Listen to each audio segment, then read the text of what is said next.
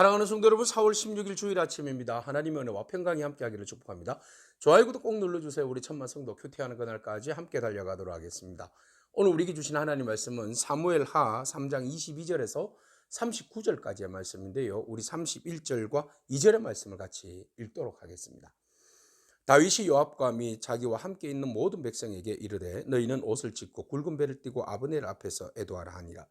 다윗 왕이 상열을 따라가 아브넬을 헤브론에 장사하고 아브넬의 무덤에서 왕이 소리를 높여 울고 백성도 다 우니라. 아멘.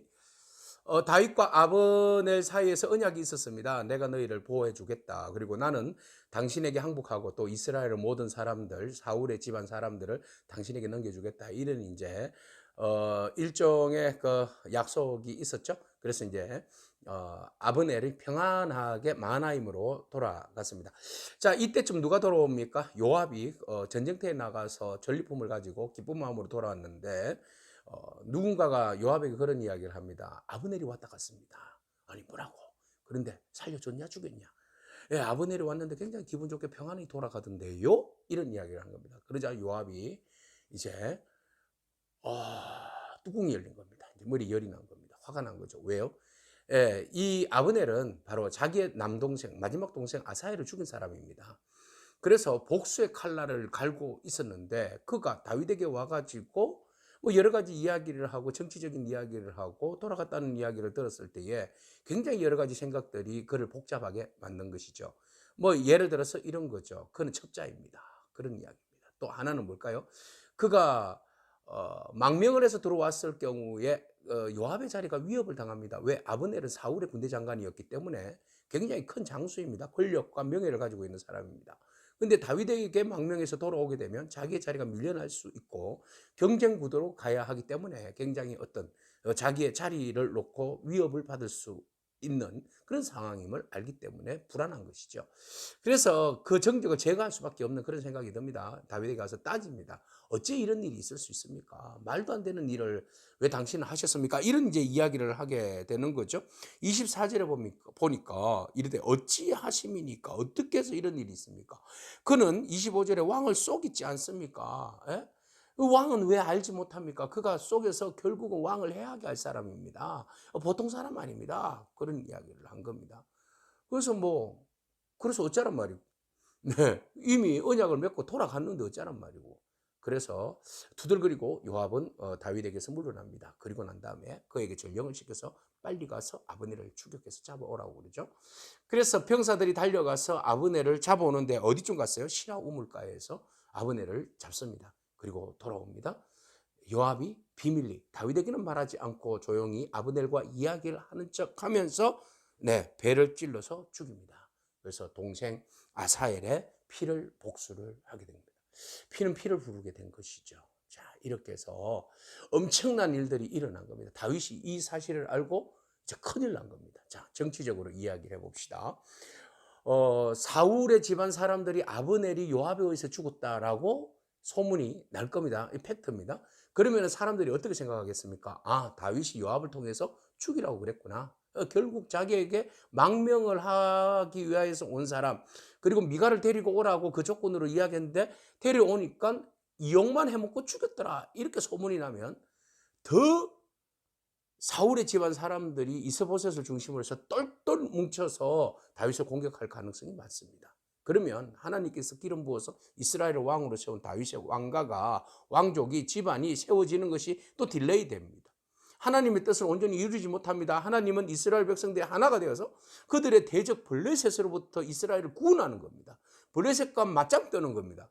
그런데 이것이 또 내부적인 어떤 총질로 인해서 또 그것이 복잡하게 내부적으로 막 지금 안 그래도 어려운 일들이 있는데 그 일들로 인해서 더 복잡하게 되면 또 너무너무 복잡한, 너무너무 시간 낭비, 이런 일들이 벌어지게 된 겁니다. 겨우 따독거려가지고 아브넬이 정치적 망명을 하고 평안을 주고 어떻게 이렇게 사람들을 다 끌어모으고 해서 이제 뭔가 제대로 돌아가려고 하는데 요압이 다 된 밥에 코를 빠뜨린 겁니다. 코 푼 거죠.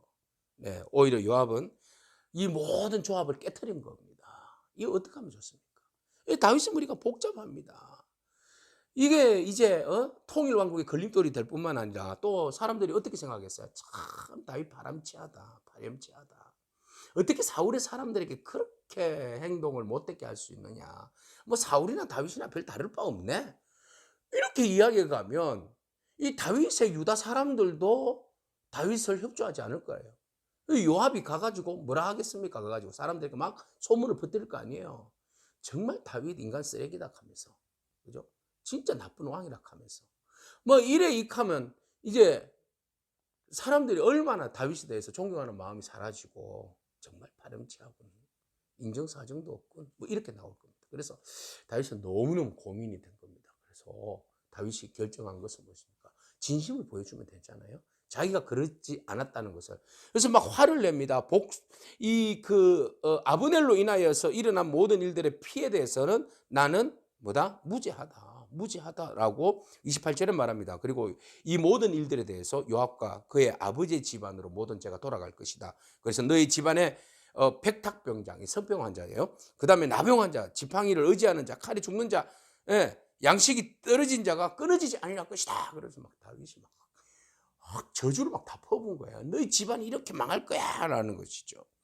그런 이야기를 한 겁니다. 그리고 난 다음에 다윗이 바로 사람들에게 금식을 선포합니다. 그리고 막 웁니다. 굵은 베옷을 입고 옷을 찢으면서 진정으로 아브넬을 위해서 눈물을 흘립니다. 그리고 아브넬이 무덤에 장사 지낼 때까지 헤브론에 장사되었는데 아브넬이 무덤에 장사 지는 그 모든 장사의 그 과정을, 장례 과정을 울면서 백성들과 함께 따라갑니다. 자, 이것을 바라보는 백성들의 생각과 시선은 어떨까요? 적쇼 아니야? 긴감인가? 그렇게 보는 거죠. 그래서 다윗이 애가를 지어 부릅니다. 이제는 장사에 참여하고 장례에 참여하고 그다음에 아브넬을 위하여서 너무 슬퍼서 눈물에 그 애가를 짓습니다. 그래서 이 미련한 자야, 어떻게 네가 이렇게 죽었느냐? 어떻게 손도 결박되지 아니하고 발에 차고도 채이지 않은 상태에서 이렇게 죽음을 당했느냐? 그러면서 막 눈물을 흘리면서 밥을 먹지 않는 거예요. 해가 석양에 이제 해가 질 무렵이 됐는데 이제 밥을 먹어야 할 텐데 밥을 먹지 않아요. 나는 맹세하노라. 밥을 먹지 않겠노라. 절대로 해가 지기 전에는 먹지 않겠노라. 뭐 이렇게 했죠.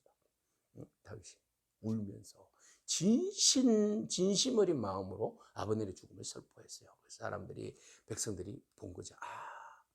진심이구나. 다윗이 아브넬을 죽음을 저렇게 슬퍼하는구나. 비록 자기에게 적대시하고 갔다가 사울의 편에 섰다가, 원래 사울의 장군이었잖아요. 뭐 여러모로 이렇게 해서 돌아온 자를 이렇게 정말 따뜻하게 받아주는 사람이구나. 그럼 우리들도 사울 편에 있다가 이스보셋 편에 있다가 다윗에게 돌아오면 다윗이 얼마든지 우리를 받아줄 것 같구나. 이런 마음에 위안이 되는 거죠. 그래서 다윗은 진심이야. 정말 왕이야. 라고 사람들이 신뢰하고 믿게 되는 것이죠. 그래서 사람들이 다윗에게 말합니다. 온 백성이 36절에 다윗을 보고 기뻐하면서 왕이 무슨 말을 하든 무슨 일을 하든지 우리가 다 기뻐함으로 인정한다는 겁니다. 이제 밥을 우리와 함께 먹읍시다. 아브넬을 죽인 것이 왕이 아닌 줄을 우리가 이제 알겠습니다. 이렇게 오해를 푸는 거예요. 그러니까 오해를 풀 수 있는 모든 것은 바로 진심입니다. 우리가 여러모로 오해를 살 수 있고 우리가 생각지도 않았던 일들이 오비일학이라고 뭐 이렇게 공교롭게 일이 퍼질 때가 있고 터질 때가 있잖아요. 우리가 무엇으로 그것을 증명하겠습니까? 진심입니다. 사랑하는 성도 여러분, 때로는 정치적인 야욕에 의해서 요압이 아브넬을 죽이고 또 그 일로 인해서 물이 막 다 된 것이 엎질러지고 엉망진창이 될 때 우리가 할 수 있는 것은 무엇입니까? 하나님 앞에 엎드리는 길밖에 없습니다. 그리고 진심을 보여주는 길밖에 없습니다. 진심은 시간이 걸리지만 그러나 그 진심은 모든 사람들이 오해를 풀 수 있는 가장 좋은 무기입니다. 오늘 여러분 어려움을 당했다면 우리가 시간이 걸리더라도 인내하면서 진심을 보여줄 수 있는 그런 저와 여러분에게 축복합니다. 하나님 여러분 사랑하십니다. 기도하겠습니다. 주님 감사합니다. 오해를 사지 않도록 결백을 증명하는 다윗의 모습 바라봅니다. 하나님, 그 결백을 증명할 수 있는 유일한 방법이 바로 진심이었다는 것을 우리가 바라봅니다. 하나님, 우리가 어려움을 당할 때 우리가 모든 일들에 대해서 거짓을 버리고 진심으로 모든 것들을 대할 수 있는 마음들이 우리 안에 있도록 주님 인도하여 주시옵소서. 감사드립니다. 예수님에게 하신 이름으로 기도합니다. 아멘. 오늘도 믿음으로 승리하길 축복합니다. 아멘.